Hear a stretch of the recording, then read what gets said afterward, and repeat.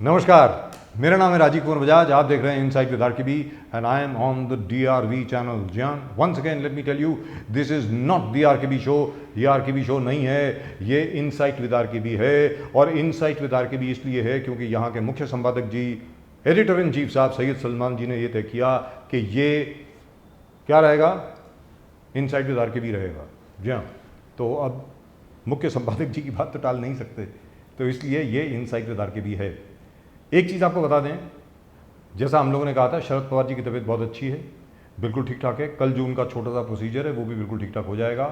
नरेंद्र मोदी जी, जैसा हमने पहले कहा, अगले ही हफ्ते याद रखिए, यूनिफॉर्म सिविल कोड पर उनकी कोई ना कोई स्टेटमेंट आने वाली है, आएगी ही। Remember, you heard that right here first. But the most important thing which is happening at the moment in Mumbai and Maharashtra is of course the COVID pandemic. Covid pandemic को लेकर के लोग बहुत चिंतित हैं। ना जाने आज उद्धव ठाकरे जी क्या और नए मेजर्स अनाउंस करने वाले हैं, but we leave that aside for the moment. But even more important than that, अब आप ये सोच रहे होंगे उससे भी ज़्यादा इंपॉर्टेंट चीज़ और क्या हो सकती है, वो ये है कि जिस प्रकार एक साजिश चल रही है मुंबई शहर को बदनाम करने की, महाराष्ट्र को बदनाम करने की। जी हाँ, बहुत ऐसे पत्रकार हैं, ज्योतिषी हैं, एनालिस्ट हैं जो बार बार मुंबई पुलिस के ऊपर लांछन लगा रहे हैं, मुंबई के पॉलिटिशियंस के ऊपर लांछन लगा रहे हैं, और कई तो महाराष्ट्र के भी पॉलिटिशियन हैं जिन्होंने इस किस्म के इल्ज़ाम लगाए हैं हमारी पुलिस पर। याद रखें, मुंबई शहर आज तक वो शहर है जहां पर सुबह 4 बजे तक, रात के 11 बजे से सुबह 4 या 5 बजे तक यहां पर कोई भी कहीं भी जा सकता है, काम कर सकता है और वापस आ सकता है, किसी को कोई खतरा नहीं होता। This is the only city in the entire nation, the only city in India where a woman can work right up till 5:30 in the morning, right till the morning, and nobody lifts a finger, nobody points a finger at her, and she is completely safe.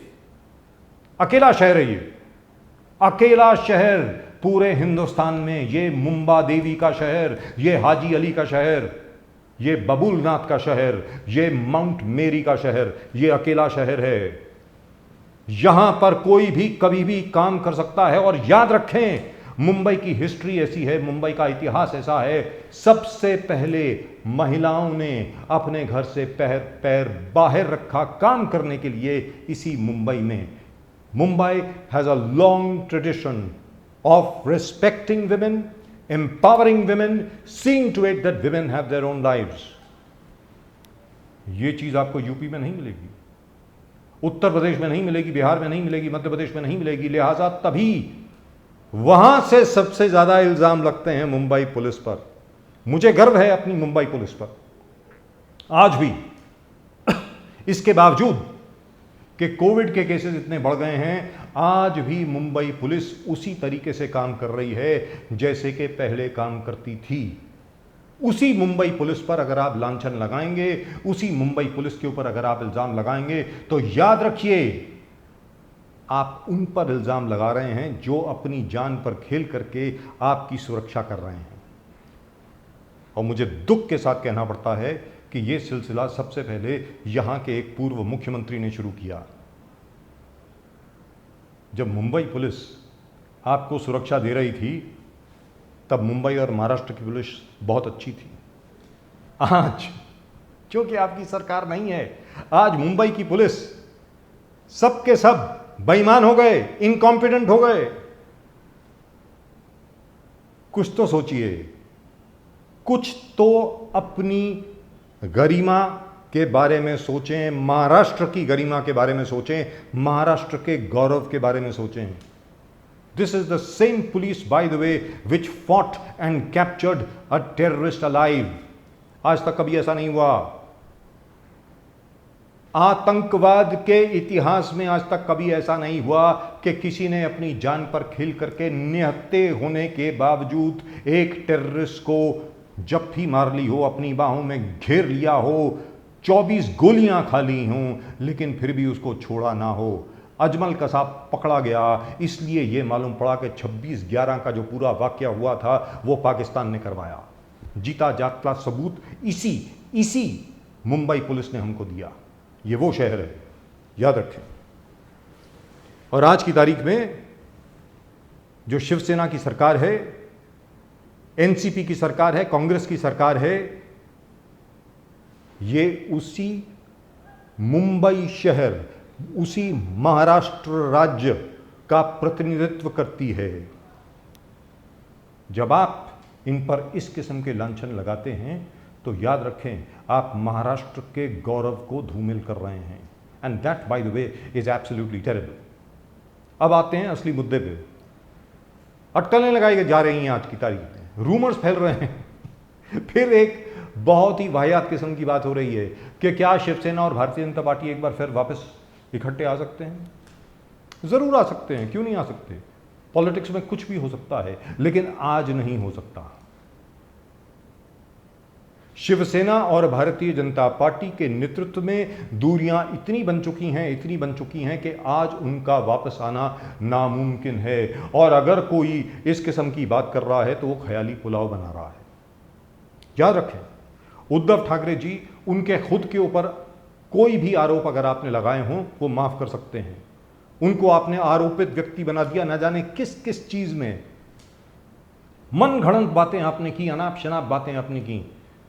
Uddhav Thackeray ji का दिल इतना बड़ा है, बहुत अच्छी तरह मैं जानता हूं उनको, उद्धव ठाकरे जी का दिल इतना बड़ा है कि आपको वो फिर भी माफ कर देते। लेकिन आपने क्या किया? हमारे मित्र हैं ये लोग, भारतीय जनता पार्टी के कई नेता हमारे मित्र हैं। आपने क्या किया? आपने रश्मि ठाकरे जी के ऊपर आरोप लगाए, आपने आदित्य ठाकरे जी को ना जाने क्या कुछ उल्टी सीधी चीजें कहीं। सबको मालूम है कि ये सब चीजें कहां से आ रही हैं। और उसके बाद आप अपेक्षा रखते हैं कि शिवसेना एक बार फिर भारतीय जनता पार्टी के साथ संगठन करेगी, अलायंस करेगी, कोalition में आएगी, एग्रीमेंट करेगी। इससे ज्यादा हास्यास्पद बात कोई और हो नहीं सकती। कुछ लोगों ने दुकान खोल रखी है, आज की तारीख में कुछ लोगों ने दुकान खोल रखी है कि शिवसेना और भारतीय जनता पार्टी को एक बार फिर वापस लाया जाए। अब तक तो ये लोग वो बोल रहे थे कि बस शिवसेना की सरकार टूटी के टूटी, महाराष्ट्र विकास अघाड़ी अभी गई के गई। अब एक नया पैंतरा फेंक दिया गया है। क्या है वो? उद्धव ठाकरे जी की बात हो चुकी है, अमित शाह जी से, नरेंद्र मोदी जी से बात हो चुकी है, दोनों के अंदर कोई अंडरस्टैंडिंग हो गई है, वापस ये सरकार आएगी। अरे लोगों को बेवकूफ बनाना बंद करो, अब तो बंद करो। 27 नवंबर 2019 से लेकर के आज तक आप इसी तरीके की अटकलें फैला रहे हैं, इसी तरीके के रूमर्स फैला रहे हैं, अफवाहें फैला रहे हैं। इन अफवाहों के बाजार को गर्म कर करके आप लोगों ने अपनी रोटियां सेकी हैं। अब याद रख लीजिए, आपके तंदूर में जो आग लग रही थी अब वो खत्म हो चुकी है, बुझ गई है। अब वो उसके जो थोड़े बहुत अंगार जो थे, जिसके ऊपर भी कभी कभी हम लोग रोटियां सेक लेते हैं, पका लेते हैं, वो भी अब खत्म हो गए। सिर्फ राख बची है। क्या करोगे उस राख का?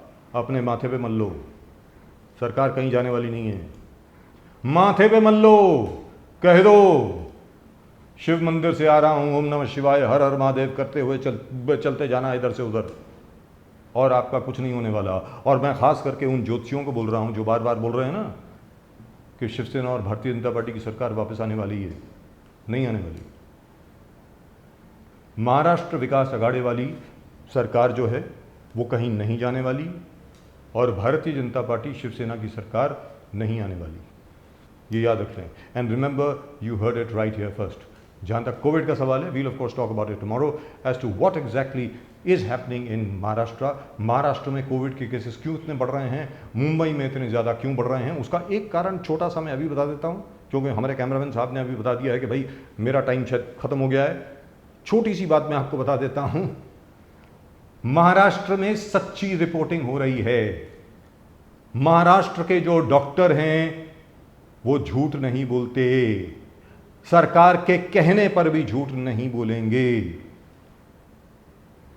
हाल ही में उत्तर प्रदेश से एक फुटेज आई थी, होली के दिन बरसाने में लाखों की भीड़ राधा जी के मंदिर में, लाखों की भीड़ बिना नकाब के, माफ कीजिएगा भीड़ नहीं, भीड़, भीड़ तो जगह है महाराष्ट्र में, लाखों की भीड़ होली खेलते हुए बिना नकाब के, बिना मास्क के, बिना फिजिकल डिस्टेंसिंग के। और ये सोशल डिस्टेंसिंग शब्द जो है, I have grave objection to that, but we'll talk about that tomorrow. It should be physical distancing, not social distancing. Social distancing का तो मतलब हो गया कि सामाजिक फासला रखिए, सामाजिक फासला नहीं, फिजिकल फासला रखिए।